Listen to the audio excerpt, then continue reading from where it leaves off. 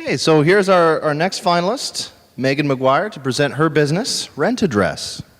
Megan.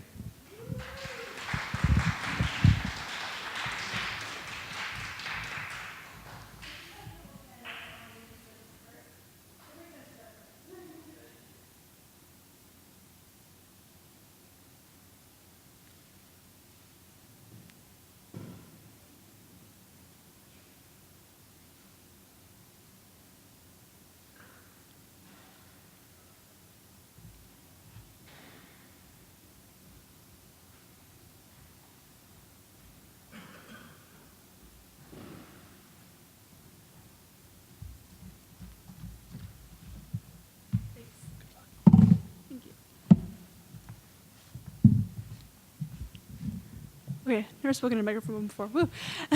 So I'm Megan McGuire, and my business idea is Rent a Dress. So before I begin, I just wanted to extend my thanks to the judges as well as the Thunder Bay Venturers for giving me this opportunity. I'm really excited to show you what I've prepared.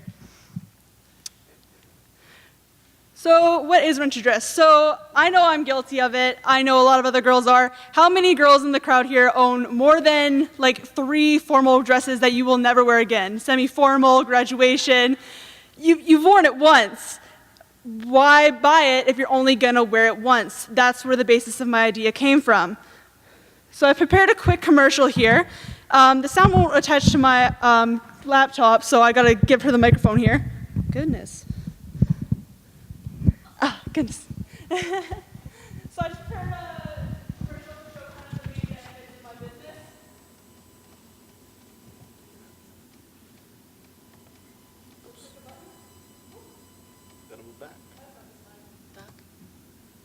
Where's the button? Bottom left-hand corner. There. I don't know if I can click it or... No, I got it.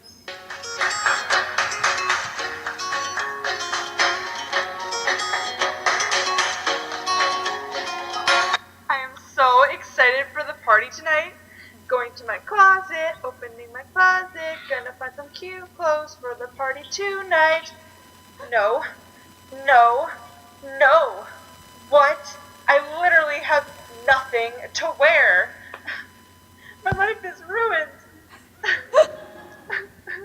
Why will these pants fit? The website said they were in my size.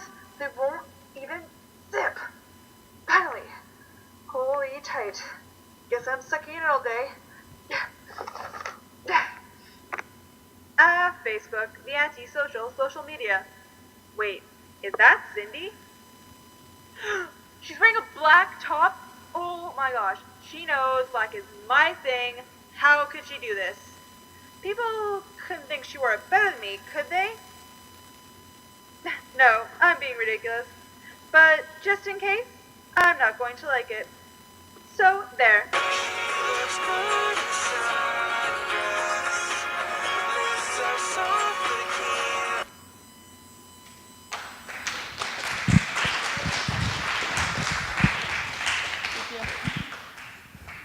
I guess I can speak loud, but not quite that loud. Okay, so the main services that my business offers is it's an opportunity for girls and women to be able to rent dresses rather than purchase them for those one-time occasions where you're not going to wear them more than once, so there's no point in paying the full price. And then it would also allow the clients to be able to donate their old dresses, which they have already previously purchased, so that way I can use them to rent them out and make a profit, as well as they can get a free rental from it. Okay, so this is the first handout that I've given to you. So this is the rent a dress agreement. So what essentially it is my idea is here outlined, so just the client's information and such, just so that way I have their credit card information and such for if they ruin the dress. It also just outlines the main agreements to the dress, so how much will be paid, when it should be paid, and just trademarks things and such.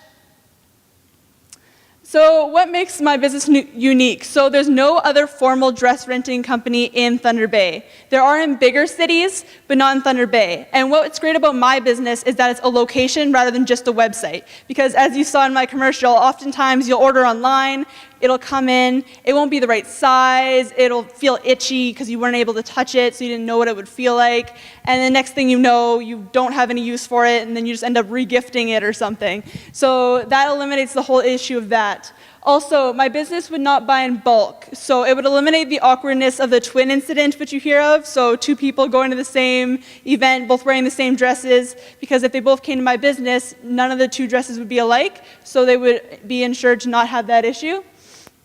Also, it would be a local corporation, no, sorry, not a corporation, it'd be locally owned, so it would help also the local businesses in Thunder Bay. So although it would be in direct competition to other businesses, such as your own there, it would also benefit them, because if I source locally, local dresses, then those companies would get essentially advertisement through mine. Because if someone rents a dress through my company, and the next time they decide to purchase a dress, they realize how much they love the quality of that dress, they will then come to your business when they choose to purchase the dresses instead. So who is Rent a Dress? Well, Rent a Dress, first of all, is the clients. So I discovered that about half of the population is, of course, female. I mean, you can only be one or the other, so naturally that would be the occurrence. And then also when I cross-referenced it with the 39.8% of the population that was between the ages of 15 and 44, which is my target market age range, then I found out that there was over 43,000 people in Thunder Bay who would potentially use my business. Now, on the estimation that I would reach 10% of my market, that's still over 4,000 people. So therefore, under the assumption that I would be able to reach 10% of them, I would have over 4,300 clients that could potentially use my business. So then that would be more than I would need to be able to rent out the dresses several times throughout the year to turn a profit. So this is the other thing I have handed out to you there. This is the survey that I handed out to, I think I handed out like 30 at my school. So I handed out surveys, and this is how it looked. So they were able to just kind of choose the kind of fit that they'd like, as well as the color and such. I tried to get a full range of, I got grade 12s, grade 11s, because those are the grades who would usually go to graduations as well as semi-formal events. So the results that I got was as follows. So I found that the most popular color was blue, the most popular size was 3 or 4, and so on and so forth. Of course, some areas, they were quite varied. So of course, the color blue, only 30% of the girls like that. So I would use that as the basis for the dresses that I would purchase. But of course, I would have a more colorful range because it is only 30%. Whereas with the length, 70% of girls preferred long dresses. So I would definitely use that as the main area to focus on when shopping for the length of the dresses. So as for advertisement, so I would use in the first year, I would use radio advertisement, Facebook page, and business cards. So business cards, I feel the most practical places to hand them out would be around events, so they know where they can donate their dresses afterwards, or at schools, et cetera, et cetera. And for the 30-second advertisement, I feel the most 2 appropriate times to have these would be Sunday mornings, because you'd be able to catch people on their way to church or other service events, and as well as kind of Friday nights, because that's kind of when my target market range would be out and about doing weekend celebrational activities. And then as for the Facebook page, I would use that as a substitute for a website in the first year, because it's free to create, and then it's very easy for people to come across locally owned companies through Facebook, rather than just on its own, because it might be kind of hard for people to come across it then. But this way, I'll have more traffic on my website. So as for promotions, so I have established an idea for a loyalty card. So essentially the idea would be that they would come and they would use my service, and then a fraction of that would be counted towards points. So I established the idea of $1 spent equaling 10 points, and then once you had $1,000, you can redeem it for $1. So that way, it's essentially like a 1% of the amount spent will be coming back to them. And then it allows me to turn a profit while still allowing them to have a discount at a point. So I would want to use the loyalty card, so that way it's for the family. So that way both the mom and the daughters can all share this loyalty card, so that way they can all get the benefits from it. And then that would also help to generate word of mouth. Because I know with me and my friends, we talk about shopping because we're girls, and naturally if there's a good deal, we let each other know about it. So my friend, for example, she had a loyalty card somewhere, she went and purchased something, she's like, you gotta go get this loyalty card, it saves you so much money, it's such a great idea. So that would definitely help generate some interest in my business. As for coupons, so things such as $5 off coupons, if people have money off, sometimes people tend to see it as money and that they need to go spend it at that place. So of course, coupons of money off would definitely help to generate interest, so I'd be able to mail those out, and then people would come to my business in anticipation to use that $5 off coupon. And of course, the renting would be more than $5, so I would end up making money in the end there. So as for suppliers, so I would source dresses, as I said, from a lot of different sources. I would get them locally and not locally, so that way people could have that full range. So as for the cost, I wouldn't want to get dresses more than $250 because I feel like if people wanted high-end dresses, they would want to own it rather than just rent it. So I would source dresses under $250. And so then I would also be accepting donations from people, as I said before. So people could donate their dresses to me, so then I can use those dresses to get 4 rentals annually, I've approximated, and then they can get a free rental. So I can still turn a profit because I'm still getting 4 uses out of it, and I'm only giving 1 away for free, but then those people will get something out of it. So the only issue with that one is that competition, such as like Cinderella's Closet and other donation places, would be a competition to be able to get those dresses. However, with those, you don't get anything in return. You feel good inside for donating, but of course, here this way, you'll actually get something in return. So that's why I feel people would want to use that service. As for employees, I've decided that I wouldn't want to have employees in the first year because I feel that the amount of business I would have would be manageable by myself. But when I did hire the employees, they'd be non-unionized minimum wage workers. So the amount of business in growing years could increase, so then that would be when I would choose to hire employees.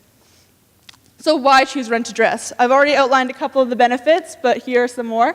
So to the community, so it eliminates the issue of wardrobing. Now wardrobing, for those of you who don't know, is when someone buys something from a store with the intent to return it. So they buy it, they leave the tag on, they wear it for their event, and then they return it.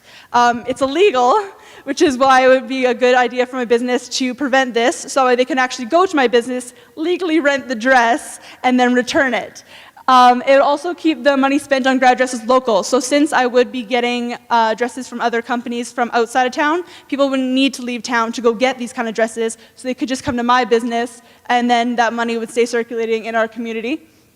Reusing grad dresses helps the environment, of course. So when you're reusing, reducing, and recycling, you're helping the environment. So of course, this way, you're giving me your old dresses, or you're renting one of my dresses from the business, and then it's being reused and reused. So if I get 4 rentals annually, which is what I'm anticipating on getting, and then I feel that the dresses would be okay to rent out for 3 seasons, that's 12 uses. So that's 11 less dresses that need to be produced. So that's definitely going to have a positive impact on the community.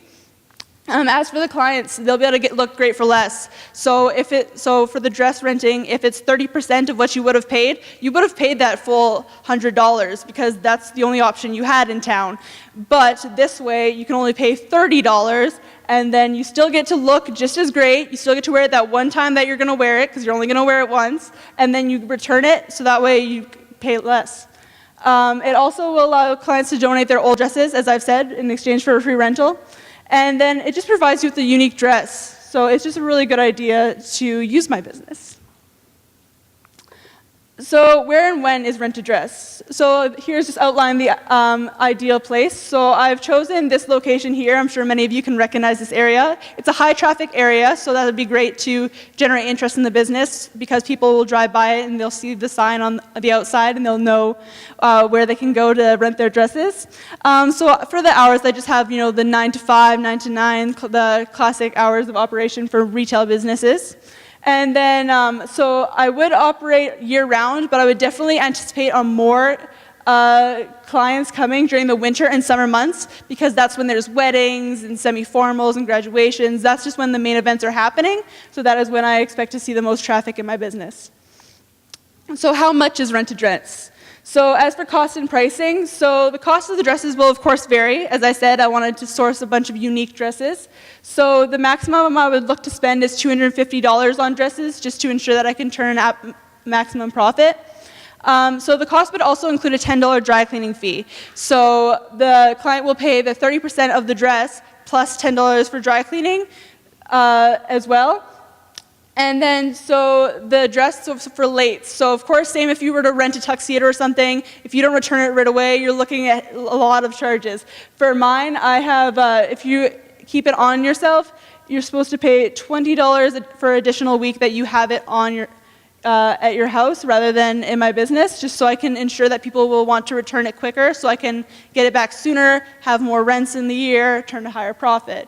For ruins and losses, the main competitor for my business was Rent the Runway, and looking at theirs, I found that they charged 200% of the retail value if the dress was ruined. So that is what I would intend to charge as well.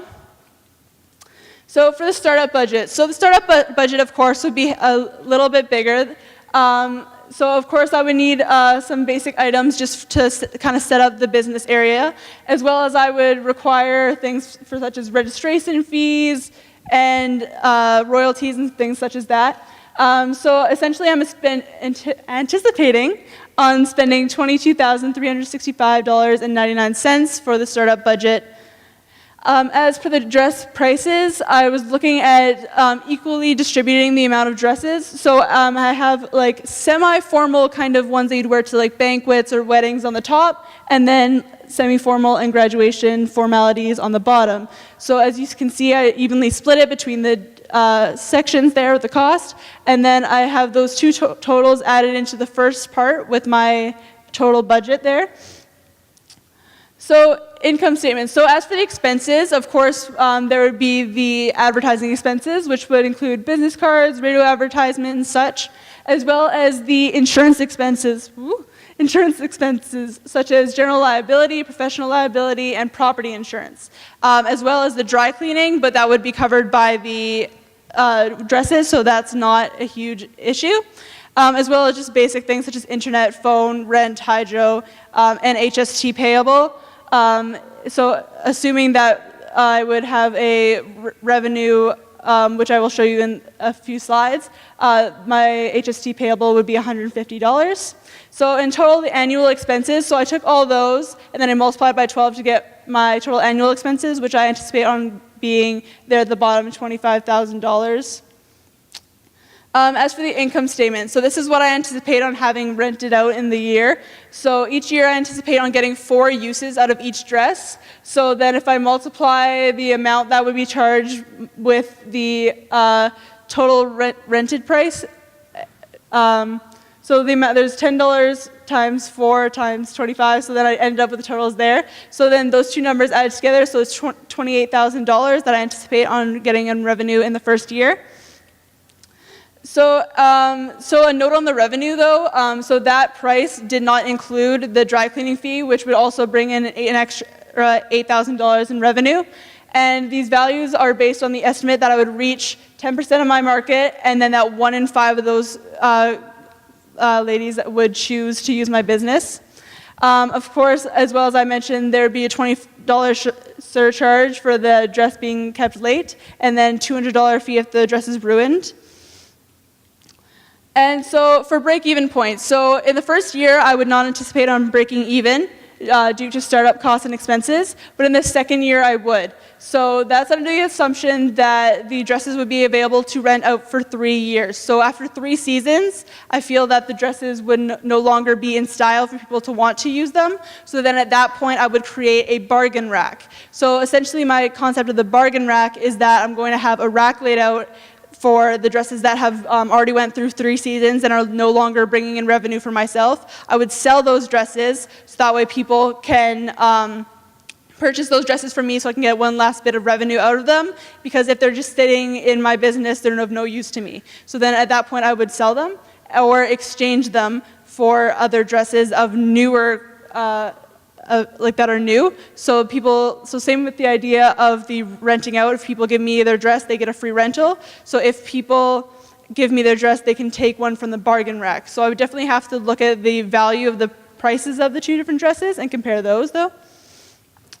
So potential expansions on the business. So of course there's endless expansions.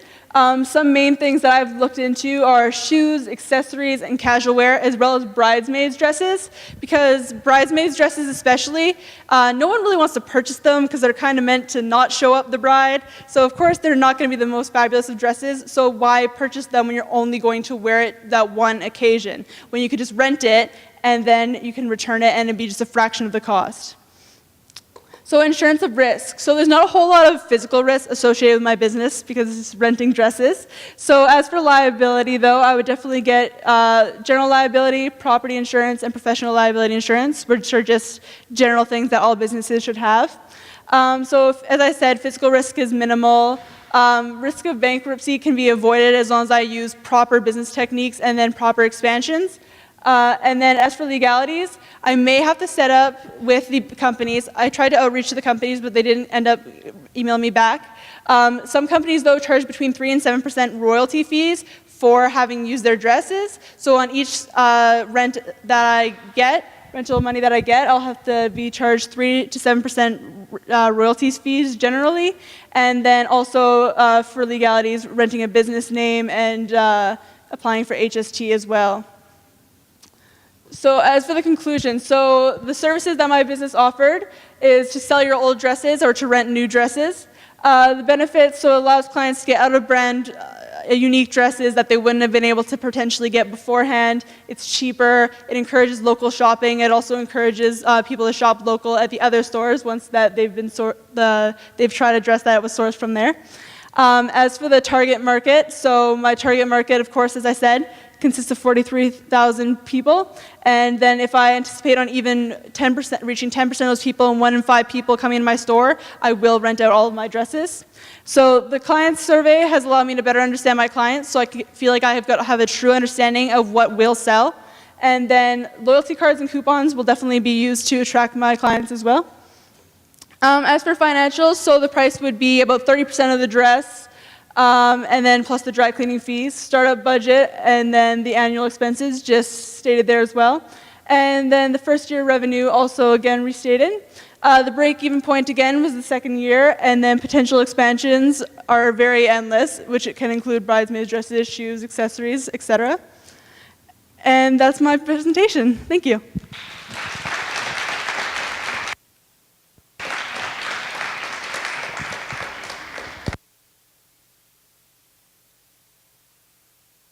I'm going to stick to the website and Yeah, sure. Oh, which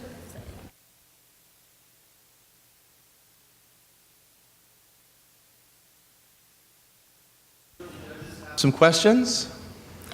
Yep, I really enjoyed sort of the idea of the business. I don't think I'll find myself using it if it ever starts up, but I do have some sort of concerns with the idea that you're not using a website, especially because a website's such a massive marketing tool. It sort of lets the customer see all your dresses online before they come into the store. If they're coming from a far place like Quequebeca or something where they have a long drive, they might want to do that before to save them time. And the other issue is sort of that Facebook has sort of reached its peak. It's sort of starting to fall. So you might want to also, I don't know if you have plans to go into, start sort of open an Instagram page or anything like that, Twitter as well, to help attract the other customers.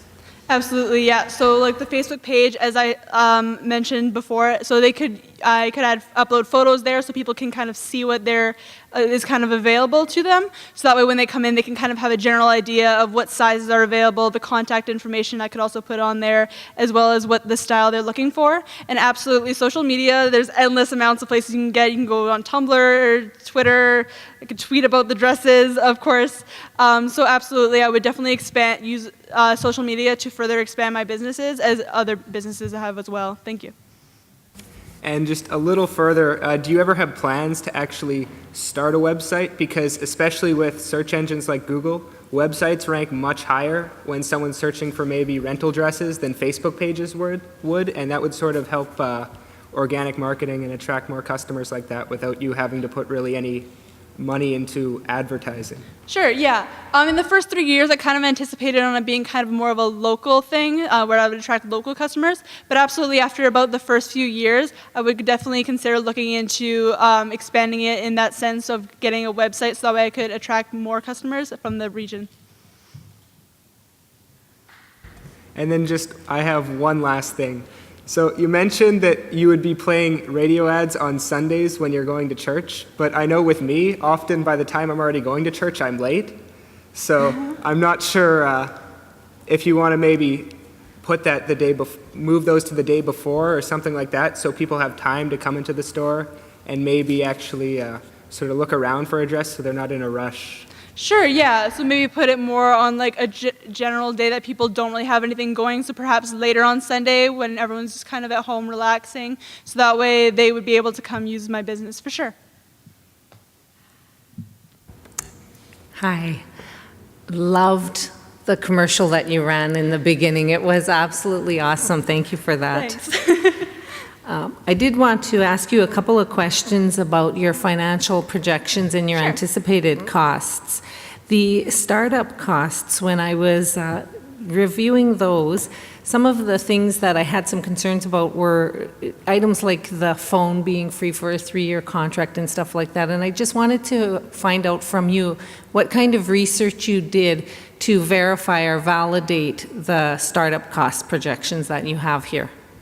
From T-Baytel, I know that like if you sign up for a 3-year contract, the phone is free for many different styles of the phones. Right. Did you call T-Baytel and ask them about it?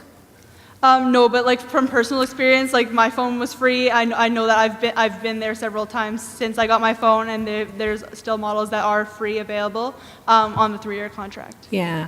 Not to just pick on telephones or anything, but you know that good old saying, if it sounds too good to be true, it probably is. When you go there and actually initiate the contract, I think you'll find that there are costs associated, especially things like taxes. They usually make you pay them up front. They usually have, a few things. So I just caution you to really verify. Don't rely on advertisements because those things are like things to Meant to grab trick you, you? to pull you in the door, right? And then when you sign the papers and set up everything, I think you'll find that it's a little bit of a different story.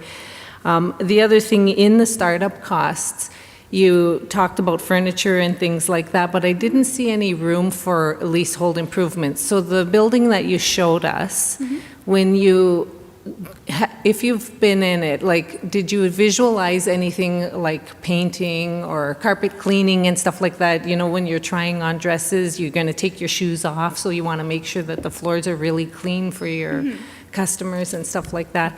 I didn't see any costs in there associated for leasehold improvements, so I don't know if that building is immaculate and exactly the colors that you would want it to be for a dress shop or something like that.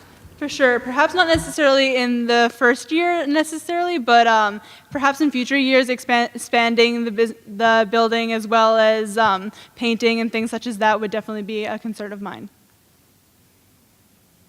And then once you're operating in your business, I didn't see anywhere in the plan if you had a place for items, I'll call them props. What I'm meaning is a lot of people in that area may walk to your business. The new courthouse is open there. So there may be some ladies on their lunch that just want to run over and check it out. They'll be dressed in business attire possibly, or jeans or something like that, without having dress shoes. So would you have props like shoes for them? Because you want to see how the dress is going to look on you as far as your height with heels and stuff like that. Did you build that? Yeah, for sure that could be an idea I could do, or I could just get like stools or something just so people could stand up on them just to kind of see how it would feel. But yeah, for sure, just little shoes of varying sizes. So that was also another idea of one of the expansions on my business. So once that is applied as one of the ideas, that could definitely be a potential, yeah. Thank you.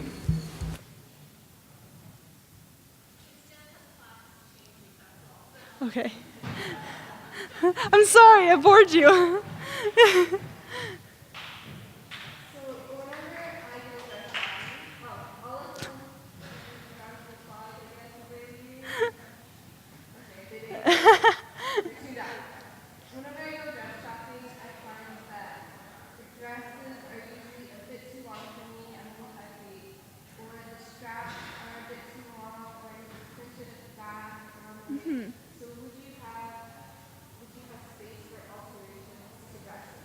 That could be another potential expansion on my business. But I know, like, for me, like, when I went and purchased my dresses and I've had to get them altered, most businesses don't offer alterations that I've been to. Most of them, you know, you're kind of on your own for that. So that's definitely a potential expansion on my business that I could do just to encourage clients to come to my business so you can kind of get an all-in-one kind of feel there.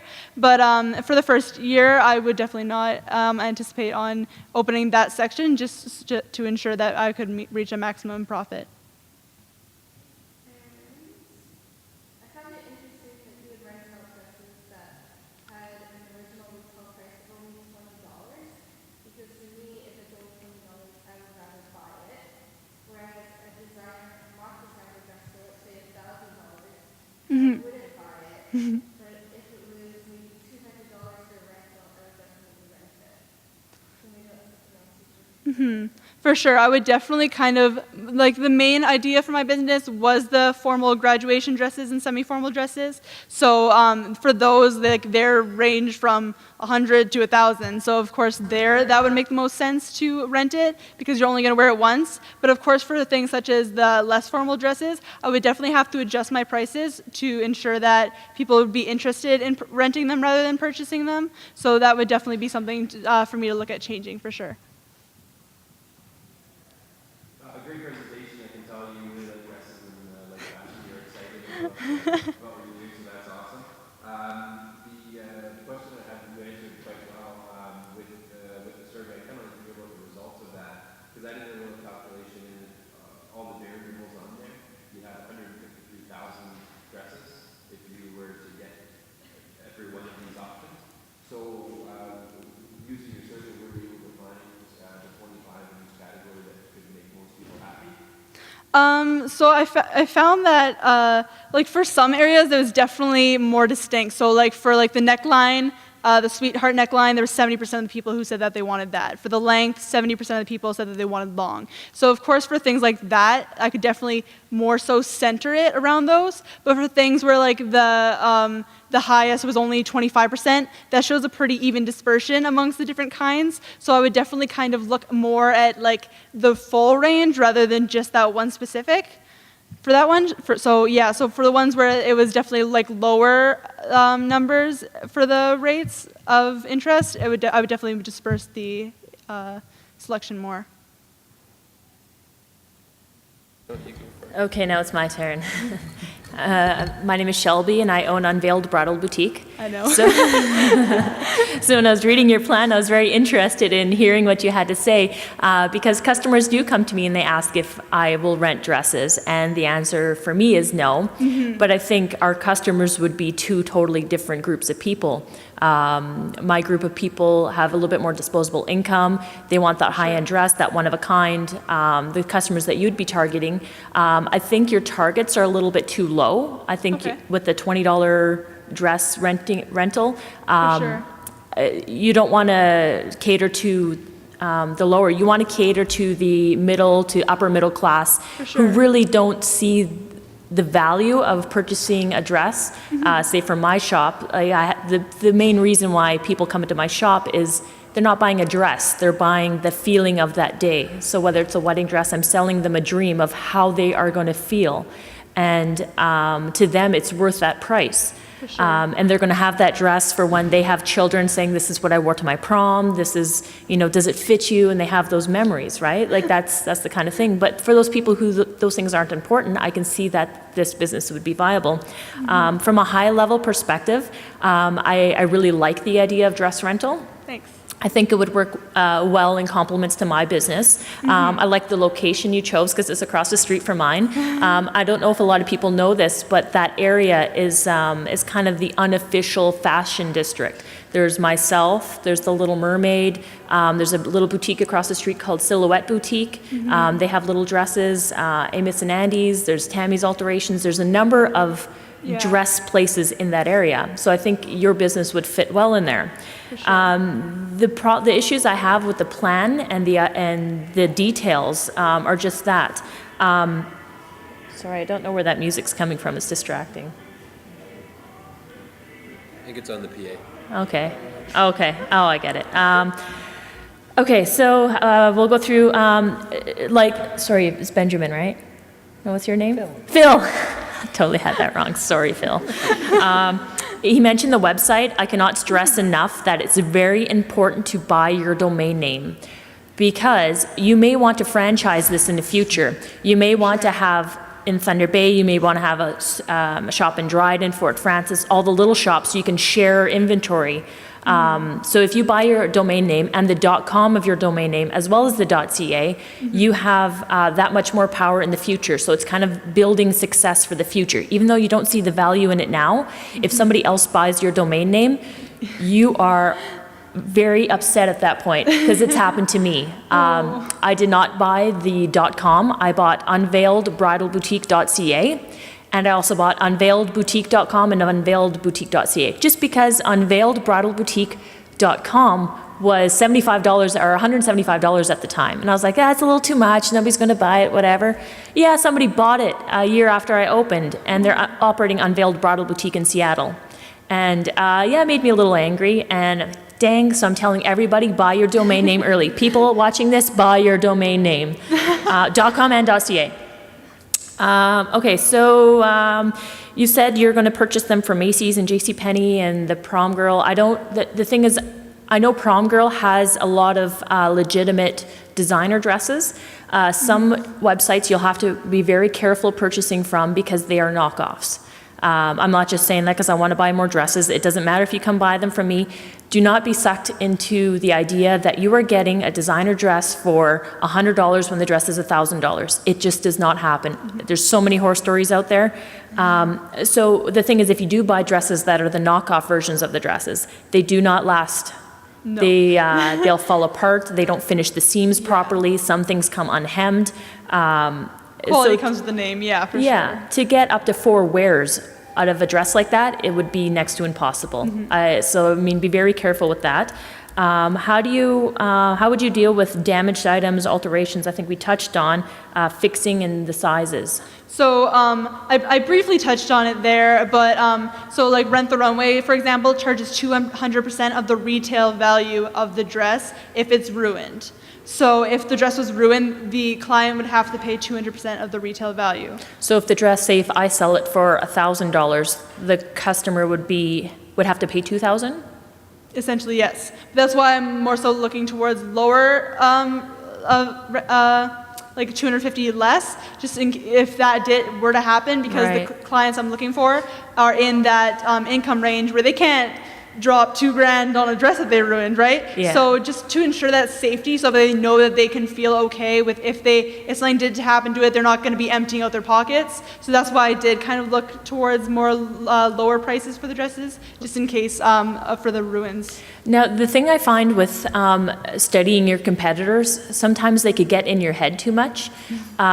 So I'd probably say don't look at what the competitors are doing. Do what you would want to have in a shop. The last judges actually told me to do exactly what they did.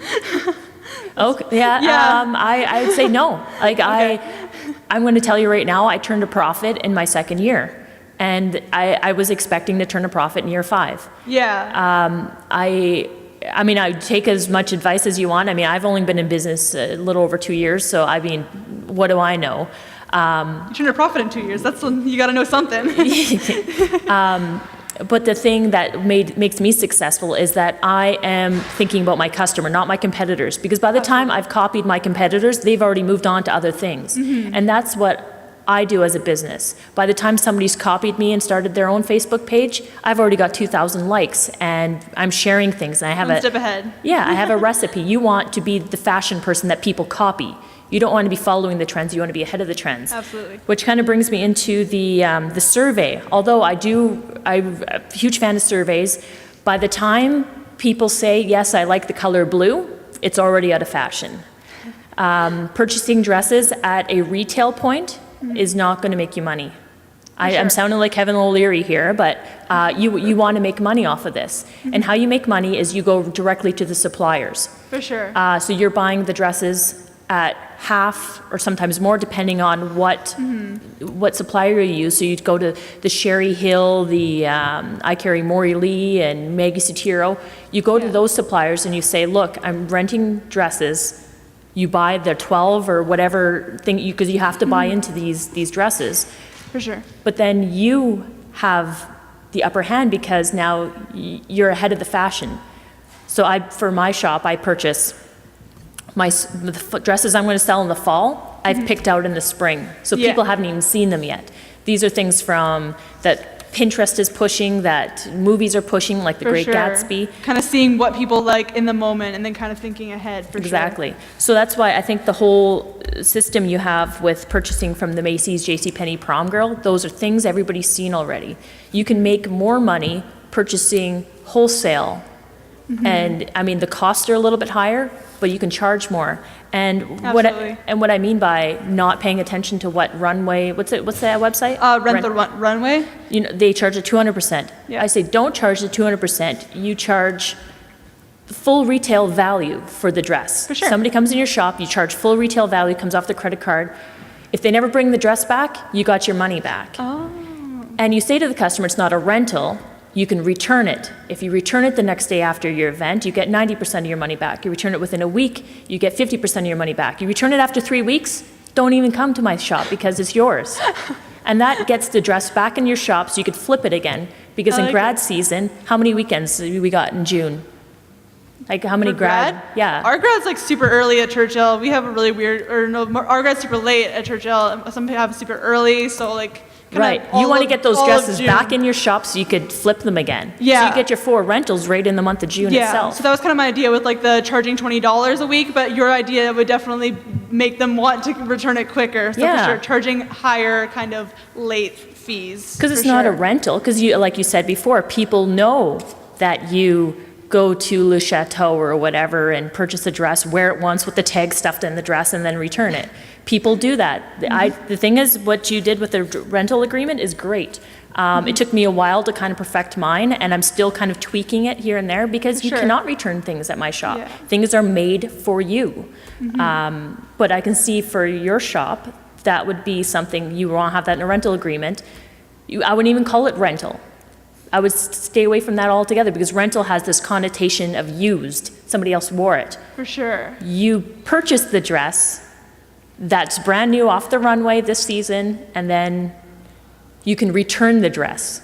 Your return policy would be you can return it for 90%, and then there's the restocking fee. Okay. Yeah, that's cool. So, anyway, I could go on forever. If you ever think of doing this seriously, send me an email. I'll give you my card after. We could chat, and I think this, as much as, you know, I'm in business to make money for myself, I think helping other businesses and referrals. I've made a really good connection with The Little Mermaid.